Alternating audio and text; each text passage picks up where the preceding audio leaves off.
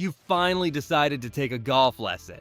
Maybe you're tired of losing balls in the woods, or your buddies are getting sick of waiting while you hack your way around the course. Either way, you're about to walk into something that could either transform your game or leave you more confused than a tourist in Times Square. Here's the thing most golfers don't realize. Golf lessons aren't just about fixing your swing. They're about surviving an hour with someone who's going to tell you everything you've been doing wrong for the past 5 years. And trust me, there's a lot. From the awkward first handshake to walking away with a practice routine you'll probably ignore, golf lessons are their own unique experience. So before you show up at that first tee time with your new pro, here are 12 things you absolutely need to expect from a golf lesson. Because going in blind is like trying to hit a driver with your eyes closed. Technically possible, but probably not going to end well. Awkward interrogation and honesty test. Every golf lesson starts the same way, with the most uncomfortable handshake in sports. Your instructor will size you up like a mechanic looking at a broken down car, trying to figure out just how much work they're dealing with. They'll ask about your experience, and here's where most golfers lie through their teeth.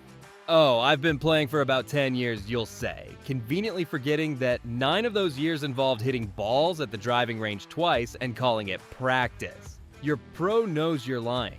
They can tell by the way you're holding your driver like it's a baseball bat. This is also when they'll ask about your goals. I just want to break 90. Sounds reasonable until they watch you swing and realize you'd struggle to break 120 on a miniature golf course. Your instructor isn't judging you much. They're just trying to figure out where to start without completely destroying what little confidence you have left. Your grip is all wrong. Brace yourself, because this is where things get personal. Your instructor is about to tell you that the way you've been holding the golf club, the grip that feels natural and comfortable, is completely wrong. It's like finding out you've been tying your shoes incorrectly your entire life. They'll make you hold the club in the air, which feels ridiculous, but prevents you from gripping it like you're strangling a snake.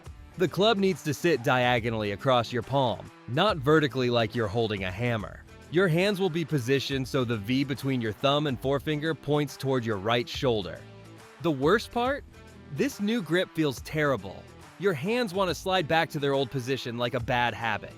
But stick with it, because this uncomfortable feeling is actually the foundation of every good golf shot you'll ever hit.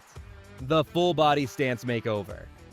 Just when you thought the grip was complicated, your instructor moves on to your stance.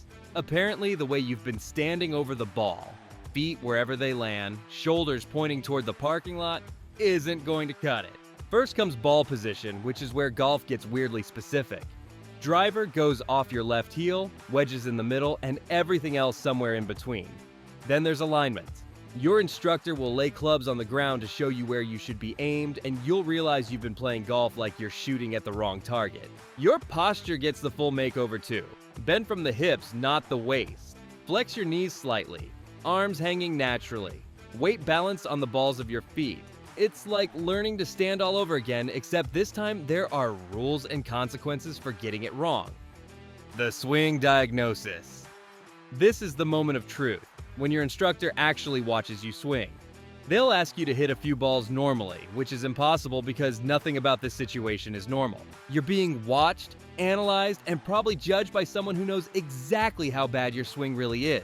They'll stand behind you, beside you, and sometimes pull out their phone to record your swing, which feels like being filmed for a blooper reel. The diagnosis comes swift and brutal. Your takeaway is too inside, your backswing is too long, you're coming over the top, and you're hitting up on your irons. It's like getting a medical exam where every single thing is wrong. But here's what's actually happening. They're identifying the root causes of your bad shots. That slice you've been fighting? It's not bad luck.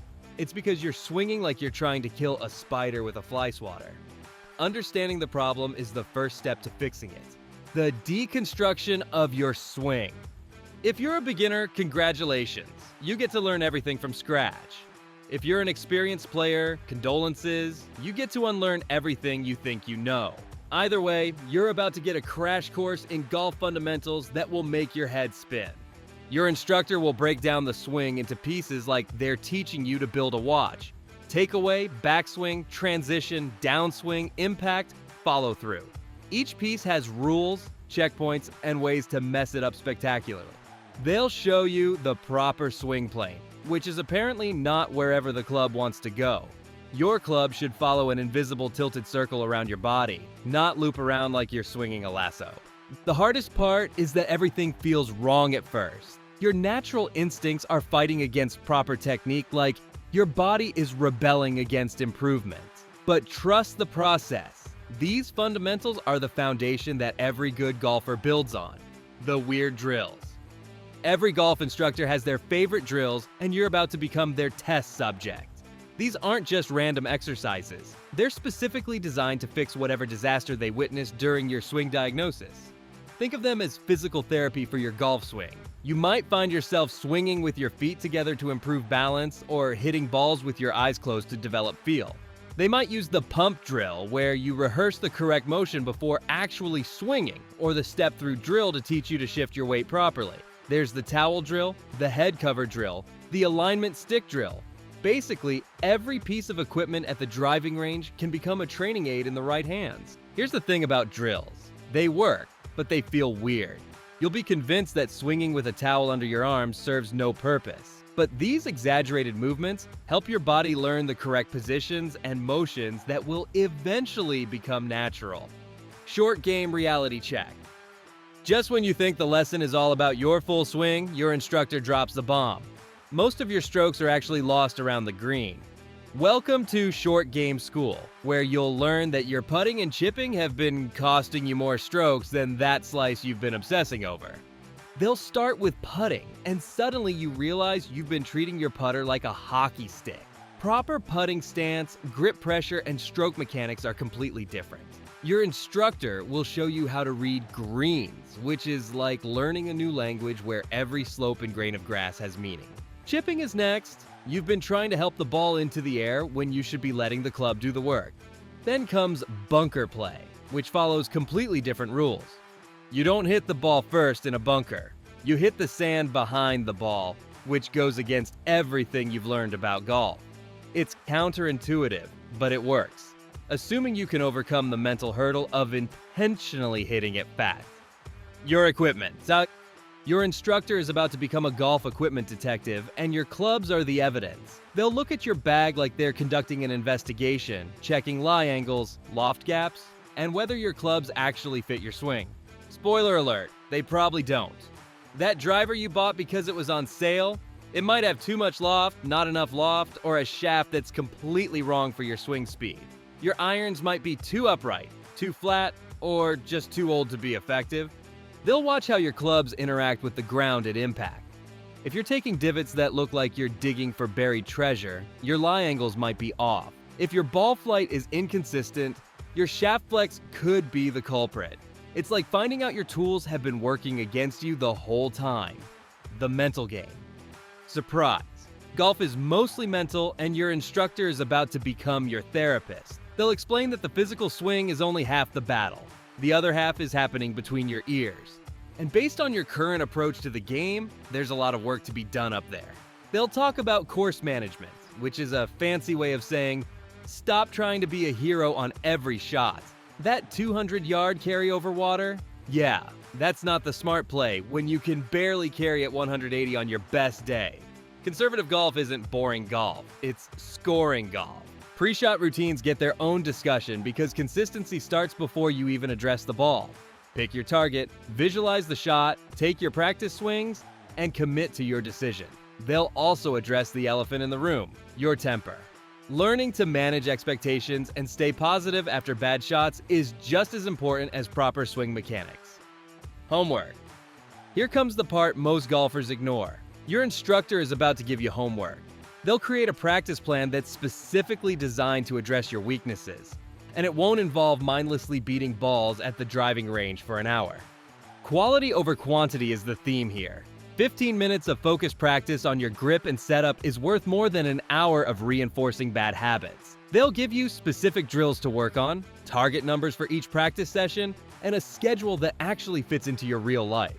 The practice plan will be balanced. Some full swing work, some short game, some putting. They might suggest spending 60% of your practice time within 100 yards of the pin, which sounds crazy until you realize that's where most of your strokes are lost. They'll also give you things to work on at home, like mirror work for your setup or putting on your carpets. The worst part is that you actually have to do the work if you want to see results. The upsell. Your instructor isn't going to fix your swing in one lesson and send you on your way. They're going to recommend a series of lessons because, let's be honest, you're a bigger project than can be solved in an hour. This isn't a criticism, it's just reality. They'll suggest a timeline for follow-up lessons based on how quickly you pick things up and how much you practice between sessions. The follow-up plan will build on itself, each lesson addressing new issues while reinforcing previous improvements. You might spend 3 lessons just on your grip and setup before moving on to swing mechanics. They'll also set realistic expectations for improvement. You're not going to drop 10 strokes in a month, but you should see steady progress if you follow their guidance. Golf improvement is measured in months and years, not days and weeks. The students who understand this are the ones who actually get better. Getting worse before you get better. As your lesson wraps up, your instructor will deliver the final truth bomb. Everything they just taught you is going to feel terrible for a while. Your new grip will feel like you're wearing oven mitts. Your stance will feel awkward, and your swing will feel like you're moving underwater. This is normal and expected. You're changing motor patterns that have been ingrained for years, and your body is going to resist the changes. The key is persistence and patience, 2 qualities that golf demands but rarely rewards quickly. They'll remind you that improvement isn't linear. You'll have good days and bad days, breakthrough moments, and frustrating setbacks. The students who succeed are the ones who trust the process even when it feels like they're getting worse before they get better. Remember, even tour professionals take lessons regularly. So there you have it, 12 things you can expect from your first golf lesson. From the awkward handshake to the reality check at the end, you're now prepared for what's coming. Will it be comfortable? Probably not. Will it be worth it? Absolutely. Just remember, taking a lesson is the easy part. The real work happens afterward, when you're alone on the range trying to remember everything they taught you. But stick with it, trust the process, and be patient with yourself.